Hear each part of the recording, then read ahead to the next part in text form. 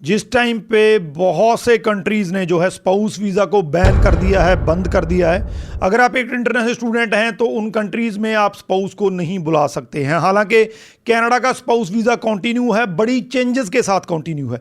लेकिन आप कनाडा नहीं जाना चाहते हैं तो एक कंट्री ऐसा है जो अब भी स्पाउस वीज़ा अलाउ करता है।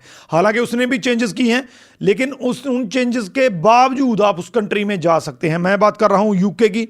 यूके में स्पाउस वीज़ा अब भी पॉसिबल है। अगर आप रिक्वायरमेंट्स पूरी करते हैं, सारा कुछ मीट करते हैं, तो आप यूके में स्पाउस वीज़ा अप्लाई कर सकते हैं। इस वीडियो में यूके स्पाउस वीज़ा के रिगार्डिंग बिल्कुल डिटेल में बात करूंगा, सारी रिक्वायरमेंट्स बताऊंगा, ये भी बताऊंगा कि उस वीज़ा को लेने के लिए आपको क्या करना पड़ेगा। तो वीडियो को एंड तक देखिएगा। उससे पहले हमारा यूट्यूब चैनल जरूर सब्सक्राइब कर लीजिए, क्योंकि इस पर आपको ऐसी ही इंफॉर्मेटिव वाली वीडियोज़ देखने को मिलती हैं। हालांकि हमें मार्केट में कनाडा स्पाउस वीज़ा के एक्सपर्ट के नाम पे जाना जाता है। बहुत से हमारे कनाडा के स्पाउस वीज़ा आते हैं, बहुत बड़ी गिनती में आते हैं, लेकिन यूके स्पाउस वीज़ा भी आपके पास एक अल्टरनेट है, आप जा सकते हैं। अगर आपने कनाडा नहीं जाना है, आपका रिफ्यूज़ल है, किसी वजह से आप कनाडा में स्पाउस वीज़ा अप्लाई नहीं कर सकते हैं, तो आप यूके का स्पाउस वीज़ा अप्लाई कर सकते हैं। रिक्वायरमेंट्स हार्ड हैं, इसमें कोई डाउट नहीं है। अगर आपको कोई बिठा के ये कहता है कि यूके में आपको मैं भेज दूंगा, ये बिल्कुल गलत बात है। जो रिक्वायरमेंट्स आपको मैं बताने वाला हूं वो आपको पूरी करनी पड़ेंगी। अगर आप वो पूरी नहीं करते हैं तो यूके का स्पाउस वीज़ा नहीं हो सकता है। रिक्वायरमेंट्स पूरी करने पर हो सकता है। सबसे पहले यूके में किसी भी यूजी और पीजी वाले प्रोग्राम के लिए स्टूडेंट को वीज़ा नहीं मिल सकता है।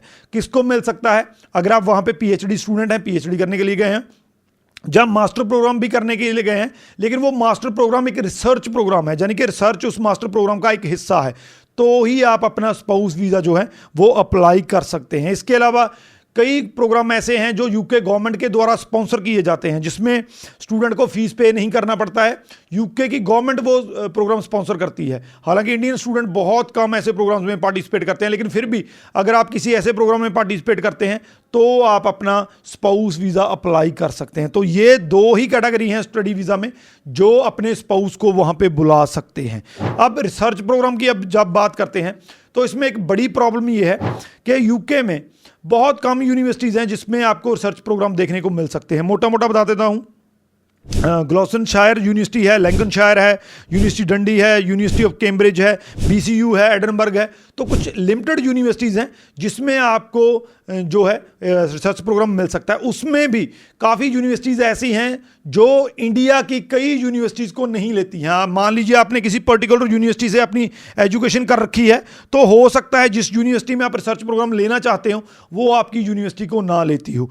मोटा मोटा सुन लीजिए, जो यूनिवर्सिटीज़ इस टाइम पे चल रही हैं, जो वहाँ पे आप जिसके थ्रू अप्लाई कर सकते हैं। उससे पहले मैं आपको बता दूं कि यूके में अगर आप स्पाउस वीज़ा अप्लाई करना चाहते हैं तो आप स्पाउस वीज़ा अप्लाई करने का मतलब ये है कि आप अपने स्पाउस के साथ ही अप्लाई कर सकते हैं।